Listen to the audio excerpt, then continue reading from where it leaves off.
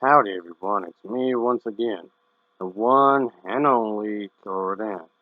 And today, as you can see, I'm still continuing my Disney movie marathon by talking about something Disney related in some sort of matter, I guess you can say. So, yeah, there's that. I figured today, since I've been doing a lot of videos in regards of the Disney princesses, so yeah, I'm about a movie they had a chance to make it good and actually make it worthwhile, but they actually didn't because they really, really ruined it. So this is my way of trying to fix the problem, I guess, and that's Cinderella 2, Dreams Come True, which to this very day, for the time being, is still considered to be the absolute worst Disney sequel ever made. Uh, oh boy, yeah. Actually, I own a copy of this on Blu-ray. What is wrong with me? Yeah, really, here it is. Boy. Yeah, maybe I'm the one with the problems, I guess. I don't know. Whatever. So, I mean, they're trying to do something with one of his sisters. Maybe she's not so bad. I mean, are you kidding me? She's the one that tore up Cinderella's dress with the other sister, and she's the one, even before that, talking all kinds of trash about her. And then, pretty much near the end of the movie, trying to take Prince Charming away from her. I mean, really? Well, Cinderella, you're more forgiving than I am. I'll tell you that right now. Oh, boy. I don't know if that I don't know if that says anything about me. But yeah, I can actually skip part two, watch the first one, and watch the third one, which makes this one even more pointless. Oh boy. And that's not to say there aren't any good ideas in here, folks. Don't get me wrong. I'm just saying here. So yeah. Why did they decide to make a cheaply made sequel to one of the best films ever made? I have no idea. Let's just say the results of this is really, really bad, and they just should have left the original film completely alone. So one of my major problems with the sequel, if you want to call it that, is that this movie is is desperate for structure. By which I mean, this was clearly an obvious attempt to have it be turning. Okay, it was originally a TV series which they abandoned, but then they stitched it together as if it was a movie. So which pretty much consisted of three separate episodes.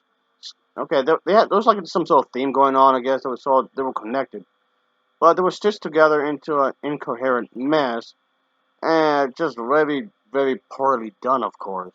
So they were trying to show what happens after the happily ever after, I guess, which is actually a pretty good idea if you ask me. So they could have easily done something with that. I mean, it's a bit too vague, of course, because there could be a number of things, sure, but they could do something right there instead of this blob of a mess that they end up with. Okay, it's not Monos the Hands of Fate bad, sure, but still pretty awful. I mean, come on.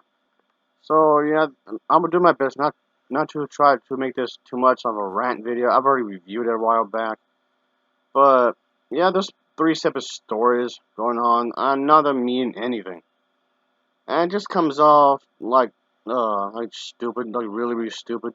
The first one being you see like some sort of one of these characters organizing this party for own Cinderella and whatnot.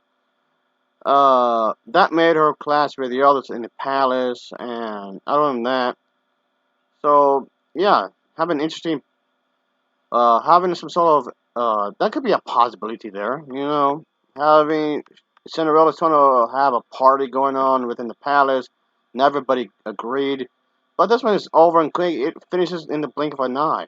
So this kind of came off like an anthology kind of a thing. Each segment has its own story going on, but they're loosely goosey connected in some sort of way. And when it comes down to an anthology series, but put together in a film, they sometimes they don't work, but they could have done it here, I guess, made it work somehow.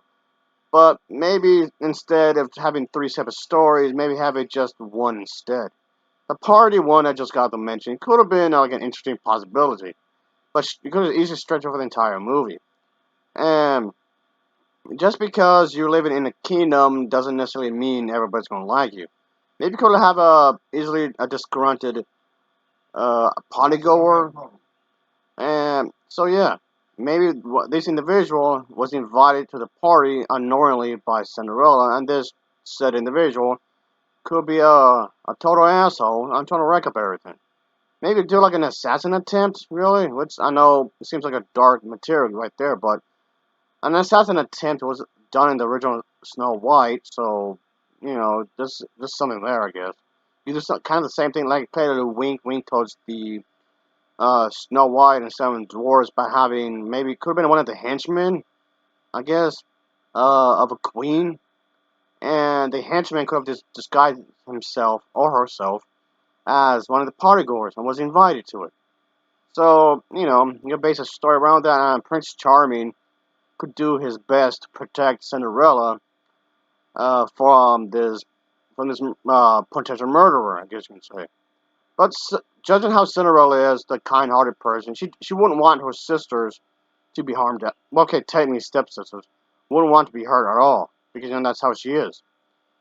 Because she's supposed to be a good, loving person, I guess. I don't know. So yeah, maybe the Wicked Queen from the Snow White film had a sister, and maybe she wants revenge. Okay, maybe not revenge, but maybe do something evil, I guess. I don't know how that would make any sense, but point being is that you could do like an expanded universe with the princess movies somehow, and there could be some sort of connection and whatnot, and have that kind of thing going on or whatever. So, and again, this is just me throwing ideas out there, folks, of course. So, but unfortunately, the first story that for the first Cinderella 2 Dreams Come True is pretty boring, I guess. The idea is there, but still.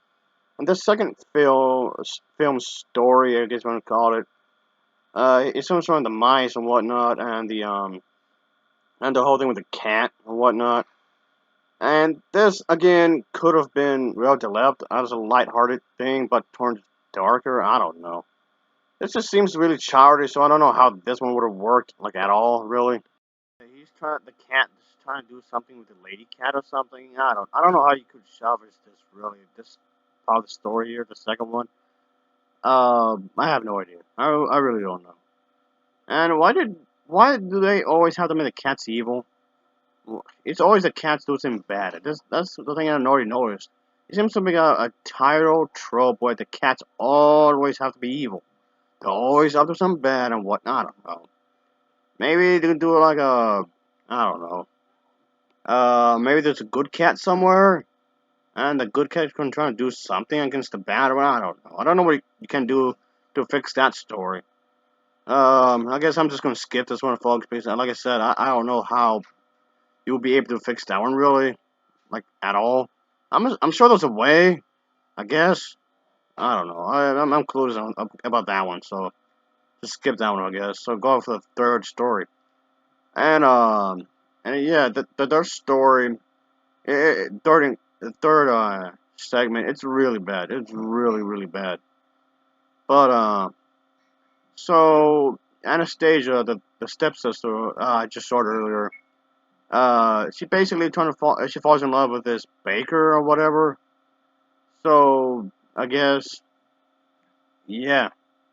So the whole idea here is that Cinderella, despite what the stepsister had done, would want to help her, and I guess, in this craziness, I guess you can say. I guess this could work, maybe. Could work, perhaps. I really wanted to make this a thing in the story. It'd be like a redeeming story about redemption. I mean, maybe Anastasia, the stepsister, felt bad for what she had done. I guess I don't know, but I guess this could be an issue as well. I mean, there could be a bit of a conflict. Maybe Cinderella doesn't trust her all the way. I mean, it's not that Cinderella would want anything bad to happen to anybody. She's not that kind of a person. She's above that. And it's not like she wants her to starve, could get hurt, or whatever. Because, again, she's not that kind of a person. She's probably trying to help her out anyway, I guess you can say. Because Cinderella knows how it feels to go through hardship, of course, because what happened in the first one. So, in theme, the theme could be, continuing on this, like that. So there could be a sense of connection because through theme, I guess you can say. But this could also face another issue is that the baker could be considered as an ordinary person, whereas Anastasia, the stepsister, is like from high up. From she's basically royal, so that's a conflict right there. But somebody from the middle class, what? Wants to hook up with somebody from high up? How could this happen? That sounds like conflict right there. Maybe maybe people of this kingdom, maybe they could disapprove. Maybe some of them, I guess. So that alone could create some conflict, some tension within the kingdom and whatnot. Maybe some people out there don't want this to happen. So maybe some people could intentionally sabotage the wedding. Um, let's say Senator will help around, and a wedding is planned. She's living in luxury anyway, so of course Anastasia wants the best flowers and everything else for the wedding. And again, knowing how Cinderella is, she's trying to help her out anyway, despite what happened. And then, of course, the stepmother and the other stepsister were trying to have a scheme, I guess, against them, and somehow get Cinderella locked up, I guess, in jail, and along with Prince Charming. Again, I'm not quite sure how that's going to work out and lead to that. But point being, the stepmother and the stepsister, I mean the other one, will be highly manipulative, really controlling, really trying to make sure that those two characters don't get married because one of them is from a lower class and whatnot. So you can add class discrimination is what I'm getting at. So I mean, of course, discrimination has been done to death in movies, but you gotta have a conflict in here somehow. But I don't know. Well, we don't know if Cinderella is gonna get freed eventually. I mean, of course, it's gonna be in the nick of time and whatnot, but still. And Prince Charming could somehow maybe escape from jail somehow. Again, I'm not quite sure how that's gonna work really, but still. But point being, instead of just having three separate stories in one movie, you can just focus on one of these stories. Okay, maybe except for the cat one because that one's kind of stupid. So either the first one I mentioned or the third one, maybe I guess I would say probably the third movie because the third story. Yeah, the third story could be the second movie because that's the one I see the most potential. Really, I mean, if you still want to use this first story I just brought up, I mean, I guess you still could, but use that as a separate movie. It doesn't have to be in one thing. Those two ideas could be easily used as a separate two movies. Instead of just rebooting it twice. Why did this need to be remade twice? I mean, come on, that's lazy. So anyway, yeah, I guess that's the bottom line I'm trying to get at here, folks. This entire thing just seemed extremely lazy overall. So this could have been good, and if anything, that's what pisses me off. That could have been a good movie. Okay, movies, if this actually separated, of course, the ideas, but still, this could have, I guess, helped the Disney movies in some respects because it could show that the princess movies they have not ran out of ideas, even though to some extent it kind of felt like it did, really, because a lot of these movies are based upon the grim fairy tales and whatnot. It feels like they have no more of those movies to make, really. They can't base no more of those movies because they already did it, so they're gonna be either A, making lots and lots of lousy sequels or making lots and lots of lousy remakes. So yeah, I mean, come on, you're Disney for crying out loud. You have, especially compared to when they originally started. Nowadays, they have the better resources. They can spend a bit more money nowadays, especially now knowing that these movies, these princess movies, make a lot of money. So you can spend quite a bit of money. Okay, instead of just making a direct-to-video animated feature or features, make it be a full-length movie or full-length movies. You can do more than one. So yeah, you can really show the public that these movies don't have to be bad.